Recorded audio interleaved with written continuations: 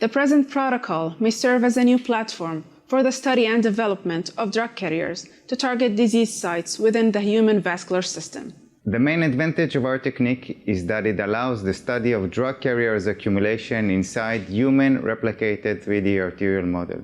This is done under physiological conditions, including blood flow. This approach can be used to optimize drug carriers for the diagnosis and treatment of a wide range of vascular diseases, including atherosclerotic arteries.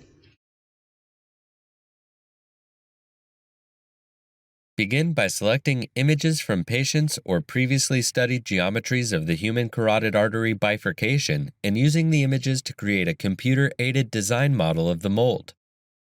Use a 3D printer to print the design. Remove the temporary printing supports and rinse the model with acetone before using sandpaper to polish and smooth the molds, especially the areas from which the supports were cut. After sanding, rinse the model with isopropyl alcohol to remove any plastic dust and allow the model to dry in a chemical hood for 2 to 3 hours.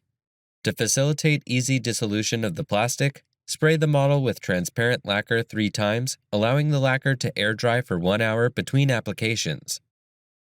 After the last application, use a paintbrush and lacquer to glue transparent rectangular strips of smooth plastic to each side of the frame such that the model will be sealed at the bottom and open at the top.